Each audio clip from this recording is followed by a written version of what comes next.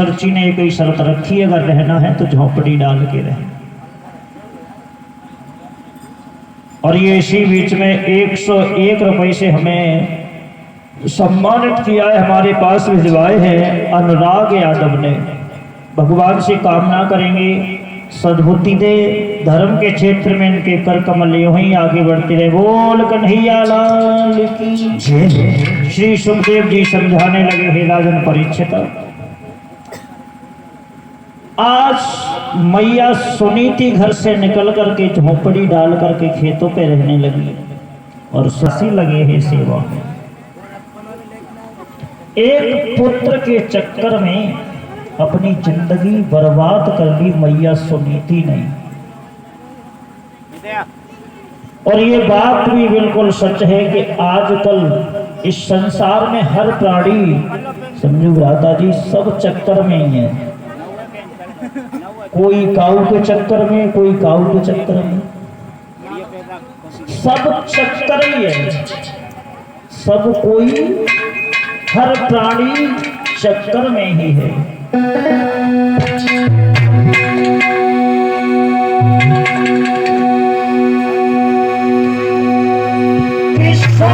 यार दुनिया के चक्कर, अब हर कोई है चक्कर में। सब एक दूल्हे के चक्कर में अब दुनियादारी।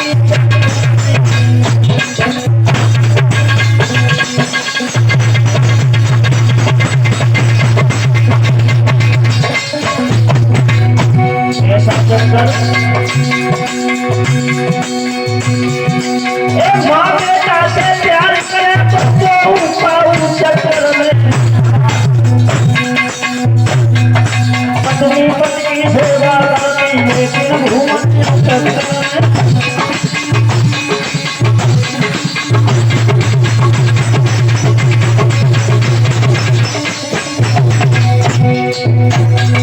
अगर माँ भी पुत्र को प्यार करती है तो इसलिए करती है बड़ा होगा, शादी होगी, बच्चे हो गए, हमारी सेवा करेगी, लेकिन हो उल्टा जाता है। पत्नी पति की सेवा इसलिए करती है कि बाहर रहता है, कमा के लाता है, 4 दिन सेवा करेगी, जेब खाली, फिर वही बात। यानी हर कोई चक्कर में ही सब कुछ, कोई अधिकारी के चक्कर में, कोई बीमारी के चक्कर में, खिलाड़ी के चक्कर में, कोई खिलाड़ी के चक्कर में।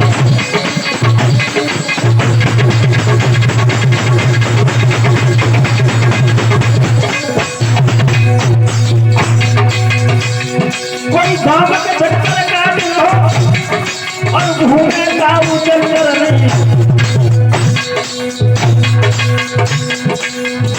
मुकदमा बाजी है, फतेह चक्कर में।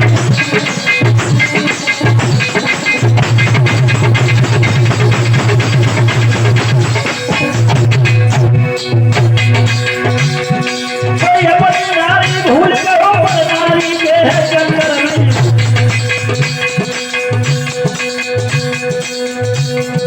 कोई पद से दूरी दूर भागे तो नारी का चक्कर में।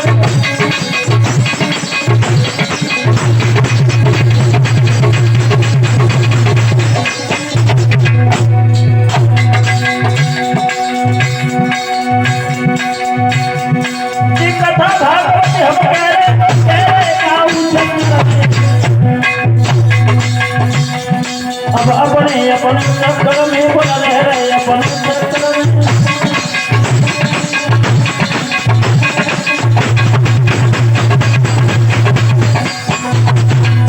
हर कोई किसी न किसी चक्कर में पड़ा हुआ है। आज एक पुत्र के चक्कर में सुनीति मैया भवनों से निकलकर खेतों पर रहने लगी। लेकिन एक बात समझ में आई, महाराज उत्तानपाद अगर उस वक्त एक शब्द भी बोल देते तो शायद सुनीति को महलों से बाहर नहीं जाना पड़ता।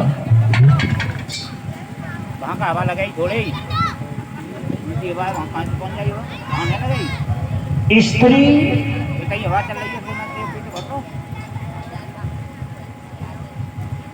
अगर महाराज उत्तानपाद ने उस समय सुरुचि को एक डांट लगाई होती तो सुनीति को महल छोड़ के नहीं जाना पड़ता। वो कैसे? किसी राज्य में एक राजा रहा करता था, तो एक दिन राजा शिकार खेलते हुए जंगल में पहुंच गया, और जब राजा जंगल में पहुंचा तो क्या देखा कि एक संत उस निर्जन वन में बैठे हुए तपस्या कर रहे हैं।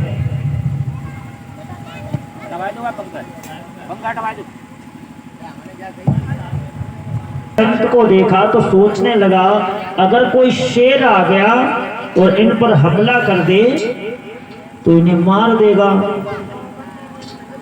राजा होकर के भी उसने संत की सेवा करना को अपना धर्म समझा, और तलवार लेकर के जहां साधु तपस्या कर रहे थे उनके पीछे खड़ा हो गया।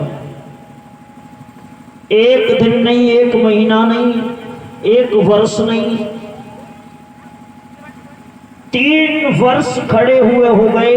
फल खा लेते हैं महाराज, लेकिन साधु कि यहाँ तत्पर रहते हैं कि इन पर कोई शिकारी जानवर प्रहार न कर दे।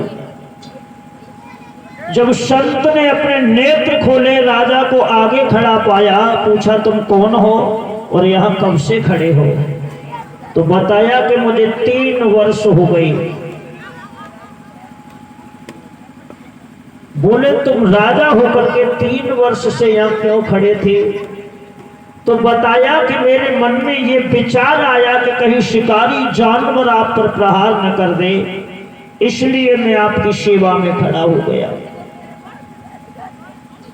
महात्मा जी कहने लगे, तुमने निस्वार्थ मेरी सेवा की है वत्स, जो कुछ मांगना चाहते हो मांग लो।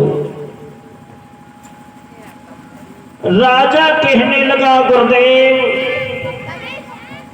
मेरे पास भगवान का दिया हुआ सब कुछ है, मुझे कुछ नहीं चाहिए। जब राजा ने ये कह दिया कि मैं सक्षम हूं अपने आप में, मुझे कुछ नहीं चाहिए, तो साधु ने कहा जाओ हम तुम्हें एक विद्या दान करते हैं।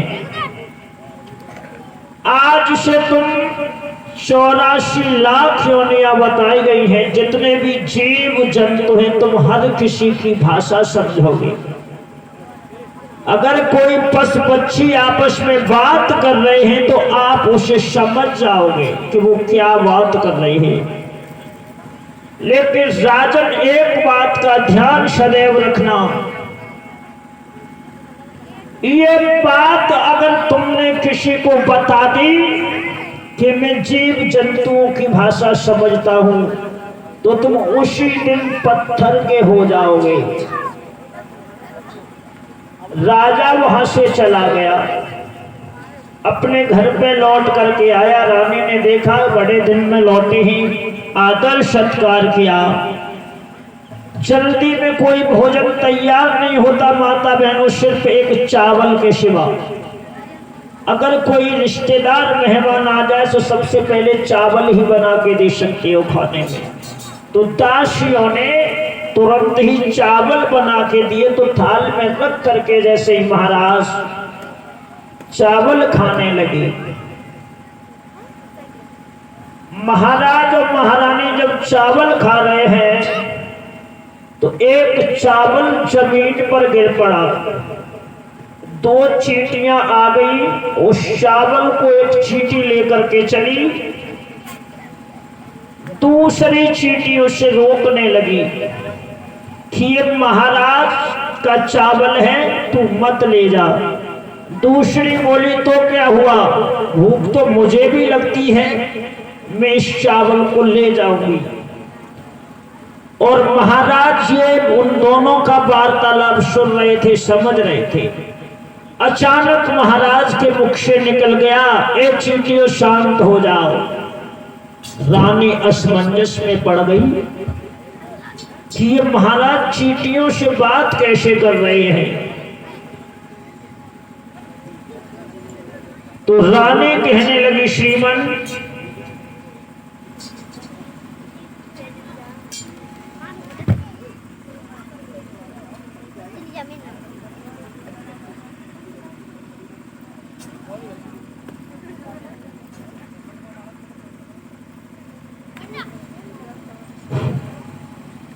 जब ये कहा है कि अभी तुमने इन चींटियों से कहा शांत हो जाओ, इस बात को मुझे बता दो।